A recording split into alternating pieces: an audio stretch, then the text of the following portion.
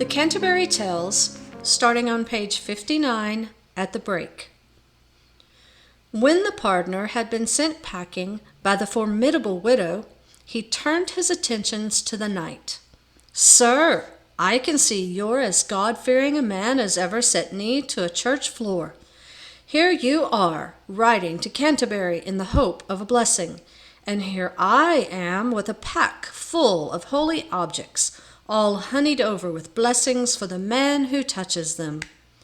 Give me a crown, and I'll let you see the headcloth of the Holy Virgin herself, and I'll throw in a glimpse of St. Sebastian's thigh bone preserved in alcohol."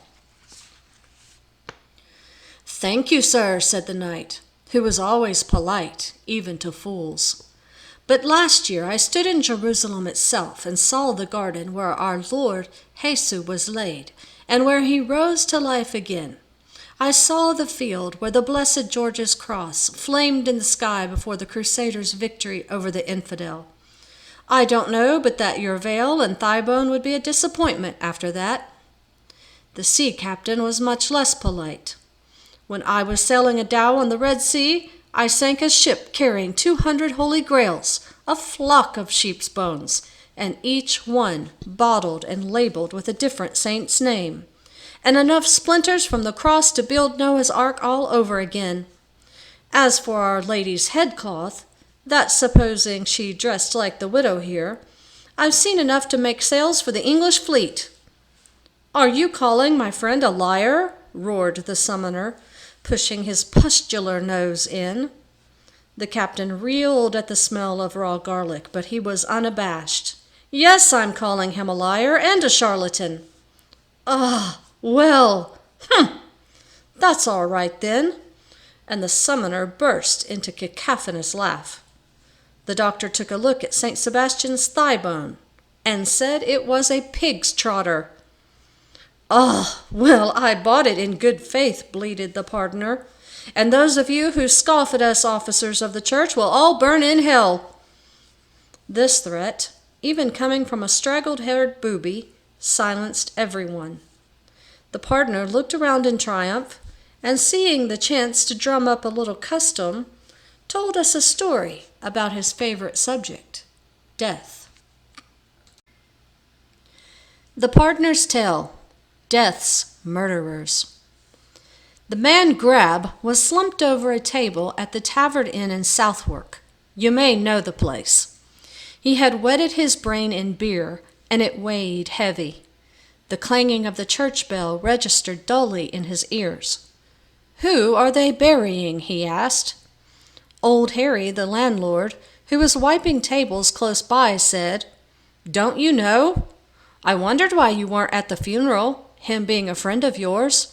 It's Collie, the fence. Caught it last Wednesday, and gone today. Him and his wife and his 2 boys. "Caught what?" demanded Grab, grasping Harry's arm. "The Black Death, of course." Then another customer chimed in. They do say the plague came to Combleton over yonder, and death laid hands on every man, woman, and child, and carried 'em off." "Where? Carried them off where?" demanded Grab, fighting his way through drink haze like a ghost through cobwebs. "Who knows where death carries men off to?" said a deeply hooded character, sitting in the corner of the bar. "But he sure enough comes for every man in the end, and he's taken twice his share recently, thanks to the plague." Tears of indignation started into Grab's eyes. "I don't see what gives death the right to go carrying off anyone," he slurred. "And if you ask me, it's about time some brave soul stood up to death and put an end to his carryings on. His carryings off, I mean. Dip, Cut, where are you?" And he stumbled off into the sunlight to look for his 2 closest friends. Dip was at home in bed, but not for long. Grab knocked him up and called him into the street. They met with Cut coming home from a card game and cursing his empty pockets.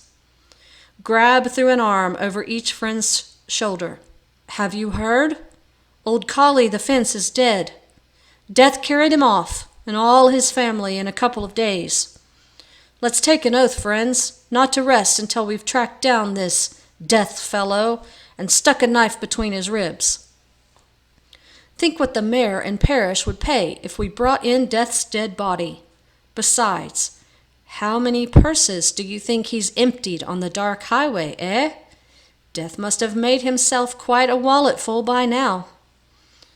Cut fingered his sharp penknife, the one he used for cutting purses. Dip felt his fingers itch at the promise of rich pickings. "We're with you, neighbor Grab," they cried, and off they reeled, not the sum total of one brain between the three of them. They looked for Death in the graveyard, but decided he must be out hunting the living instead. They looked for Death in the fields, but he had always gone before they arrived, leaving the flowers doomed to wither and the leaves, sooner or later, to fall. Then, as the daylight failed, they saw a small figure on the road ahead. "We've caught him up," cried Grab, and they fell on the man with flailing fists. "Wait a minute, this isn't Death at all," said Cut, letting his penknife fall. "He's just some silly old duffer. Look at him. He's older than Methuselah." The old man peered at them out of the dark recesses of his hood. His face was as white and bony as a skull, with purse-string lips and eyes sunk deep in red whorls of wrinkled skin. His hands were as brown as vinegar paper, and his back hunched over like a turtle's shell. "What do you want with me? Don't I have enough to put up with? Can't you leave a poor, blighted old creature in peace?" "You're no good to us," Dip said in disgust. "We wanted Death, not some wrinkled old prune on legs." A bitter laugh creaked out through the creature's gappy ribs. "You want Death? Ah, not half as much as I do. I am the one poor beast alive that Death can't carry off.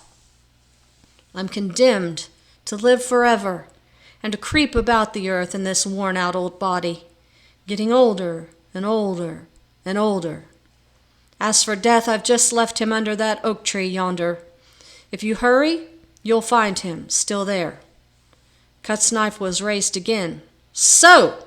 You've had dealings with him. We'll kill you anyway." The fossil of a man let go a sigh that seemed to break through his brittle skin. "Ah, I wish you could rob me of this tedious burden, life.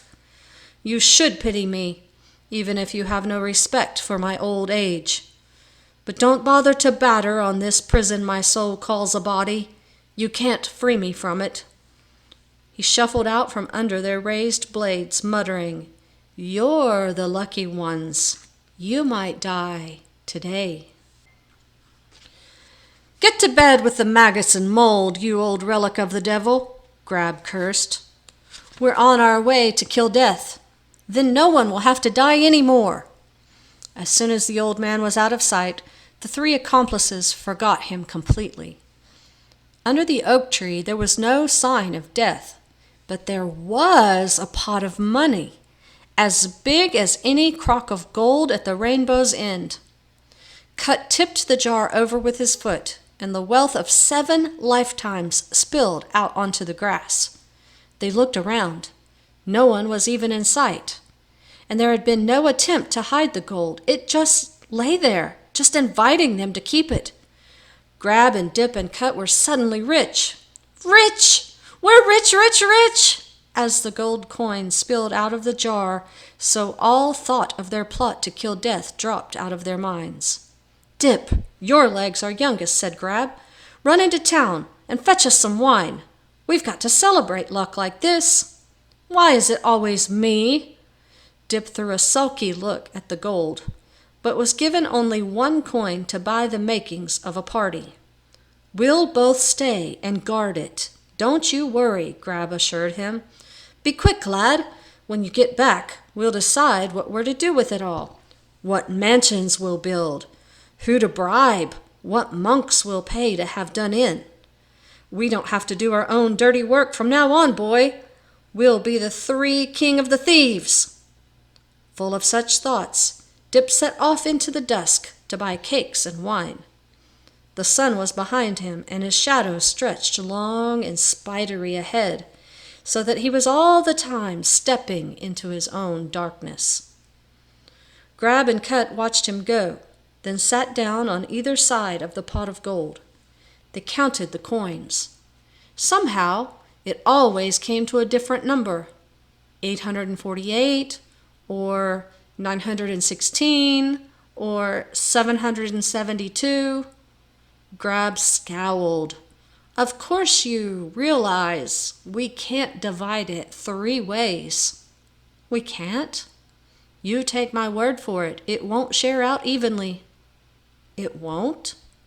2 ways, yes, not 3. One of us will have to take less. Oh! Cut decided at once that since Dip was the youngest, he should take the smallest share. They both nodded to themselves and settled back to counting the gold.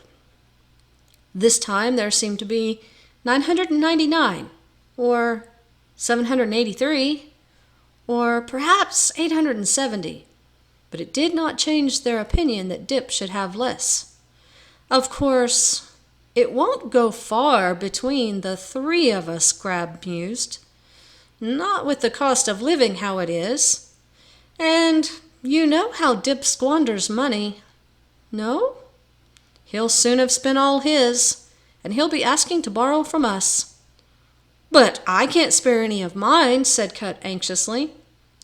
No more can I. There's little enough to share out between 2, let alone 3. They lapsed into silence, and above them the oak's heavy branches groaned, while the gold coins clinked between their fingers.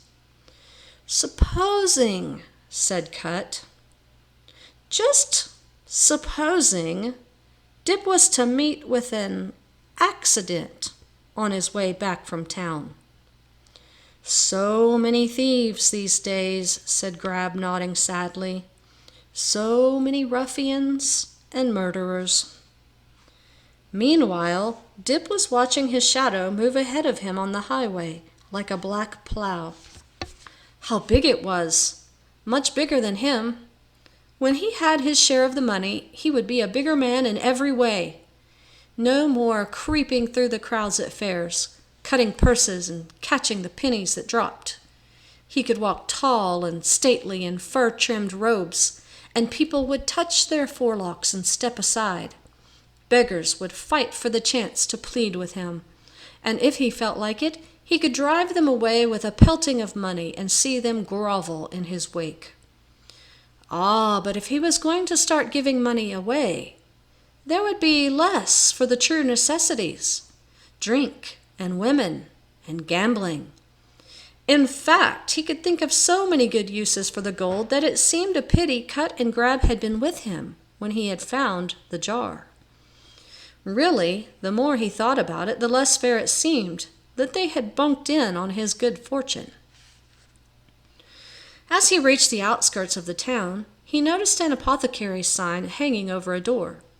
He did not remember ever having seen it before, but he knocked without hesitation. "What's your trouble, young man, that you rouse me from my bed?" An ancient, hairless head poked out of an upstairs window, grotesque and vaguely familiar, with its parchment yellow shine. "Rats," said Dip, his head muffled up in his cloak. "The rats are eating me out of house and home."